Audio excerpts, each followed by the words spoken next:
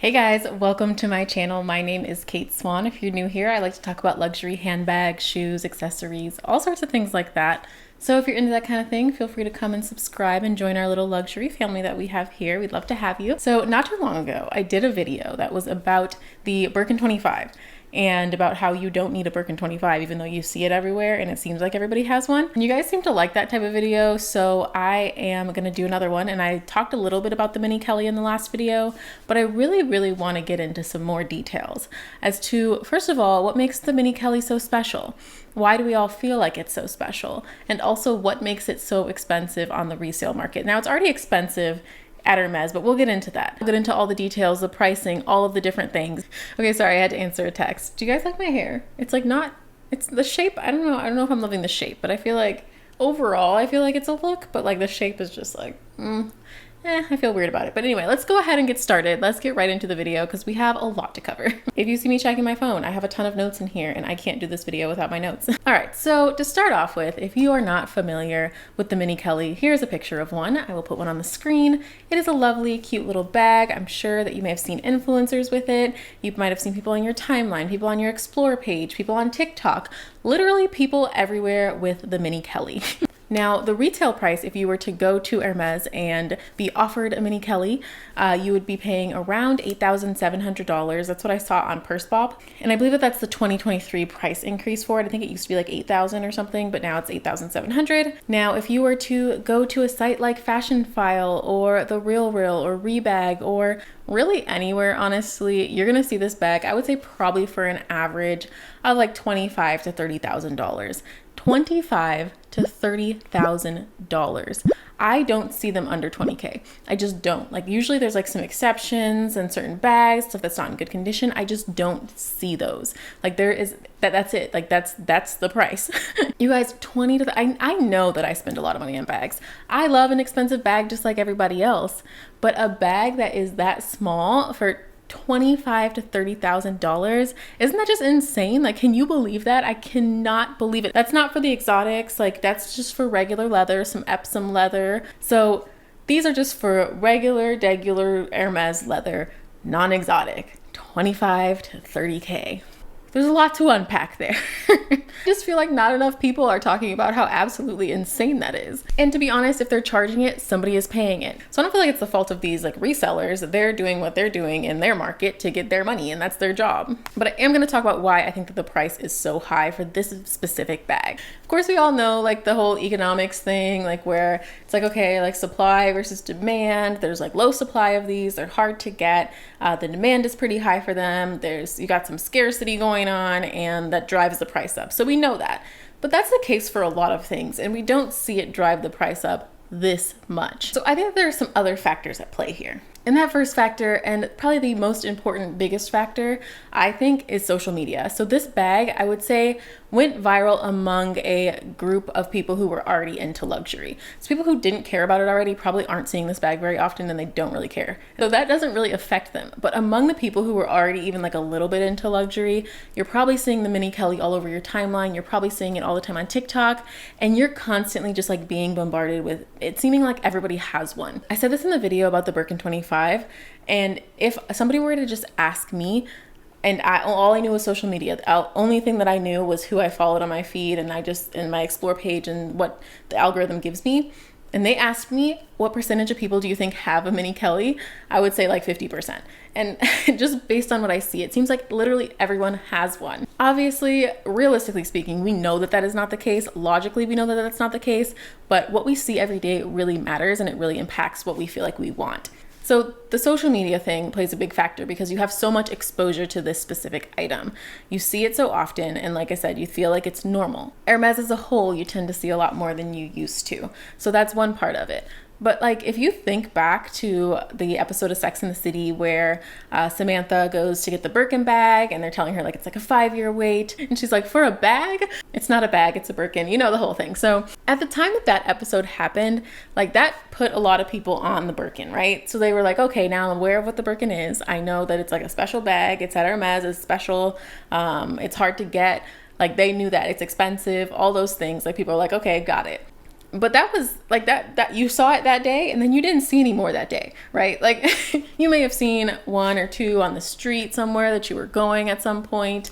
You might have seen, I don't know, like you might have heard that a friend got one or a friend of a friend got one. You were not seeing like 35 Birkins in the same day on social media. That wasn't a thing. So while yes, it might have stuck in your head that like, hey, I kind of want a Birkin. I might want to get a Birkin one day.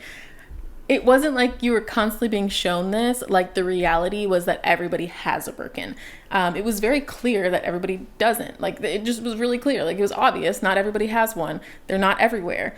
And you didn't see them that often. Now you can literally, if I open up my feed, the time that it will take for me to get to a Mini Kelly is going to be very, very short if I went on my explore page. Like, you know, so that exposure has a lot to do with how in demand this bag is. And of course this applies to all trends. This is how you start to see them. You see them a lot. You see your friends have them. You see other people have them and you're like, oh, I want that too.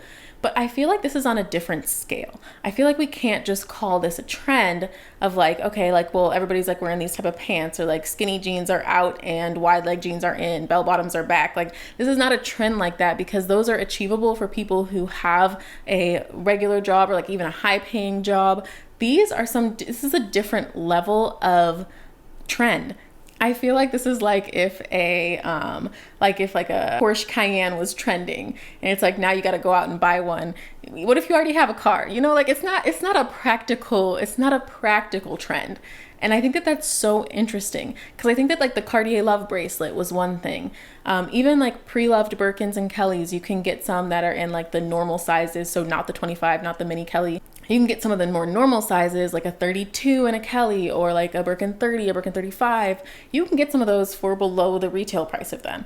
And that is something that is, you know, like reasonably achievable for someone who is making like a solid amount of money, right? You can save up and you can buy the bag. Like I said, the Cartier Love bracelet, that's around like $6,000, I think. A lot of people could reasonably save up that much money to go and purchase the Cartier Love bracelet.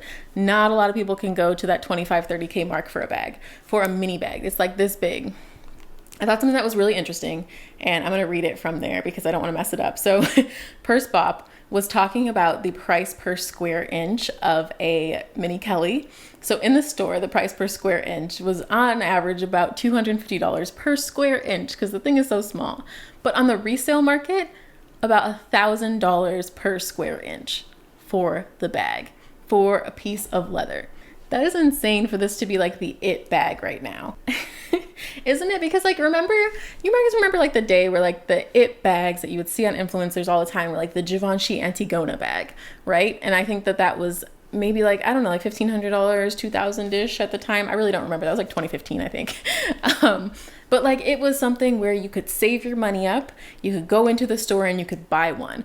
Now the trend is for something that is like unachievable for a lot of people who are even interested in this stuff, right? And I think that that is so interesting. This is like less of like a like hating on the Mini Kelly type deal, and more of like I think that this is so interesting that these bags can resell for this much and not be exotic. Like they're rare, but like it's not like you never ever are gonna get them in store. Like I've seen enough people unbox one from the store that I know that they are not out of Mini Kellys. Like they're out there. They're not handing them out or anything, but like they're not out of Mini Kellys. So a lot of people that I see, I like to assume that they've purchased the Mini Kelly in store. I like to think that, because I don't want to think that they spent that like 25 to 30K in a bag. I just don't want to feel that way. I just am going to assume that you got it at the store for 8K, 9K.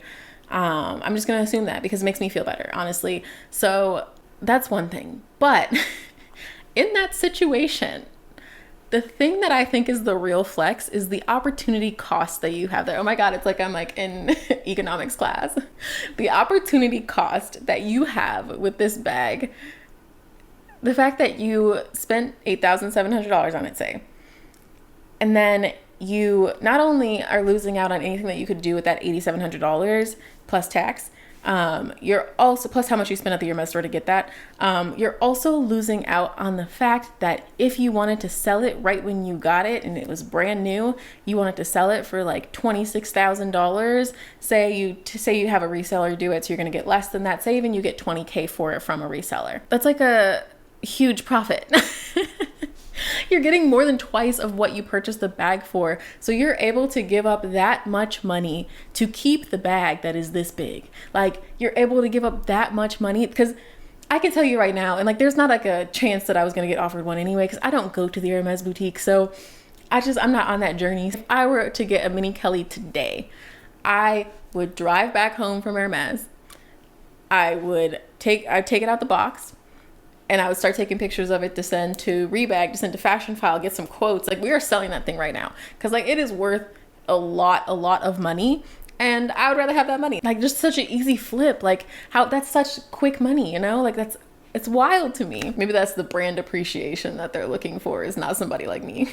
Not to mention that the fact that this is a trend means that most likely this Mini Kelly resale value is gonna come down. You can actually already see that with the Birkin 25s. I talked about this a little bit too in my last video, but you can see that the resale prices on the Birkin 25s are starting to come down. They're not as ridiculous as they used to be. Now the Kelly 25 prices are really high, but they're starting to also come down little by little too.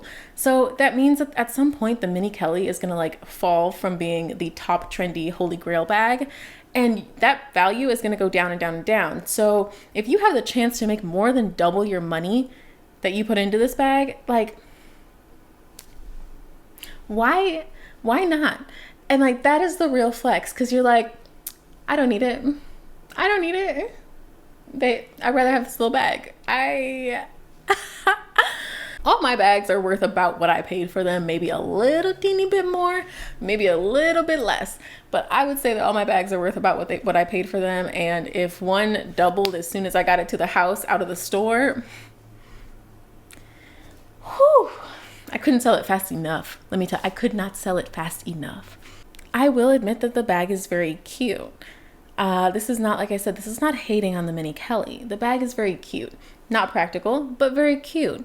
The reason it seems so special, you see it on a lot of your favorite influencers. You see it all the time. It is in your face constantly. And I'm just not convinced that it's as rare as people say that it is. But that's a whole different topic, so let's not even go there. The other whole different topic that you're just not gonna have time to get into today is the fakes. Like, there are people carrying fakes, yes, which contributes to the amount that you see, because you may not know that it's fake. Especially with these pictures, like, you could be standing far away from the camera, you just see a girl has a Mini Kelly, you're not gonna like question it all the time. Like, so that's another part of it, is like, well, maybe they are pretty rare, but like a reason that you see them a ton is because a lot of people have fake bags. So I don't know the percentage of fake to not fake that you're seeing on your timeline. I just think it's something to keep in mind. Maybe a different day we'll talk about fake bags and the impact of those and all of that type of stuff. But yeah, today was just about the Mini Kelly. Okay, so in conclusion, the Mini Kelly is a big flex. Even bigger of a flex because we know that you could just flip the bag and get twice as much of your money, but you didn't. You decided to keep it. Also, even more of a flex, if you couldn't flip it for twice your money, that means that you bought it for twice the money, which means that that's also pretty wild. So just overall, Mini Kelly is a flex. I think it's really cute. I wouldn't consider ever buying one unless the price comes way down, or unless I'm offered one in the boutique, which is literally impossible because I don't go to the boutique. I've been into Hermes twice, so like I'm not gonna get offered one, but I will say if I was to get offered one, I would buy one, but then I would sell it. So like, it's really not a point. Like, honestly, I mean, I would make money, so that's the point, but like, I just wouldn't, I don't think it's in the cards for me, and that's okay. Like, I don't feel any type of way about that. But anyway, it's more that I find it so fascinating that the resale value of these can be so high and people are still buying them. Like, that is wild to me. And like, if you have just like stupid money, then go for it. Like, I would do it too. Like, if I had just like stupid money and I have to think about what I spent on, like, let's go. Let's get a Mini Kelly right now from Fashionphile. 30K, let's go. But like, that is not the case. And even then, I don't know. I don't know if I would do it because I would probably cry. Like, 30K is so much money. Anyway, I'm just rambling. So I made all the points that I wanted to make. I checked off all of my little list that I had here of things that I wanted to talk about. I hope that you guys liked this video. I hope that you guys enjoy this type of video because I really like making them and I want to make a lot more videos kind of like this. So please let me know if you enjoyed it, and if you have any ideas of videos that you want me to do, let me know in the comments. I'm happy to try to do them. Also, if you want to follow me on Instagram, I'll put my Instagram on the screen, and I will see you all in the next video. Bye, guys.